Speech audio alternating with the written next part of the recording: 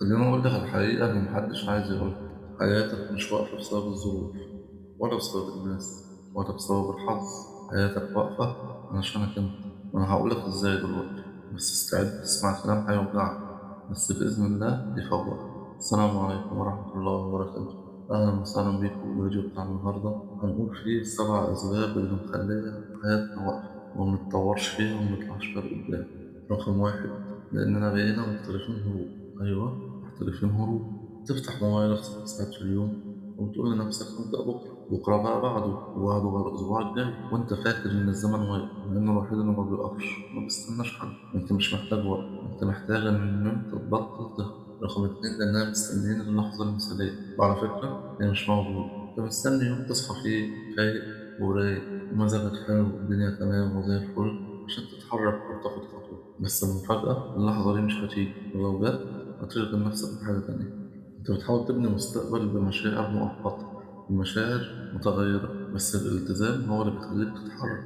لو ربطت حياتك بمزاجك على العوض هتعمل نفسك متعطل رسمي. رقم ثلاثة، لأنك عايش حياة مش بتاعتك، مشيت في طريق الناس عايزاه، أنت بتشتغل حاجة مش حاببها، وأنت بتحاول ترضي ناس مش مهتمين. وبعد كل ده بتسأل نفسك، هو أنا ليه مش مبسوط؟ إزاي هتبقى مبسوط وانت مش عايش حياتك اصلا؟ طالما بتاخد قرارات علشان حد، عمرك ما هتوصل للي انت عايزه. رقم أربعة، لأن دماغك متعودة على السهل وبتخاف من حاجة حقيقية. انت عارف المفروض تعمل ايه، وعارف الخطوة اللي لازم تاخدها، بس بتخاف تفشل، بتخاف تنجح، بتخاف الناس هتقول ايه. فالأحسن إنك ما تعملش حاجة، وده أسوأ قرار في حياتك. الفشل مش مؤلم، المؤلم إنك تعيش عمرك كله من غير ما تعرف أنت كنت تقدر تبقى إيه، كنت تقدر تعمل إيه، وإيه الحاجة اللي أنت مميز فيها مستغلتهاش. رقم خمسة، لأنك بتفكر كتير وبتنفذ قليل. أكتر ناس حياتها واقفة هم أكتر ناس دماغهم شغال، تفكير، تحليل، خوف، توقع، لحد ما الفعل بيموت. العقل اللي مش بيتحرك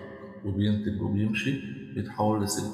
كل ما التفكير بيوسع، كل ما الطريق بتاعك بيضيق. انت عمال تفكر بس ما تعملش اي حاجه، انت قاعد بتفكر بس. المفروض تبتدي تتحرك وتاخد خطوه. رقم ستة، لانك محاصر بعادات بتدمرك من غير ما تحس. عادة واحدة من دول كفيلة توقفك سنة. سهر، تسويف، صحاب غلط، بيئة مش مريحة، موبايل، كسل، كل يوم نفس الروتين، نفس النتيجة، نفس الإحباط. لو مش هتغير عاداتك مستحيل تتغير حياتك. قاعدة كده حطها قدامك. رقم سبعة، لأنك لسه فاكر إنك عندك وقت. أنت مش هتفوق غير لما تفهم إنك خسرت سنين ومستعد تخسر أكتر عشان خايف تاخد خطوة. مفيش حاجة اسمها لسه بدري، كل يوم بيعدي حاجة جواك بتموت. حلم، فرصة، علاقة، خطوة. وده السبب الحقيقي إنك حاسس إن حياتك وقفت. بس للأسف أنت اللي وقفت مش حياتك. لو شايف إن حياتك واقفة فده معناه إنك وصلت للمرحلة اللي لازم تكسر فيها كل اللي متعود عليه. أنت لا محتاج معجزة ولا محتاج ظروف تتحسن، أنت محتاج قرار واحد، قرار إنك تتحرك.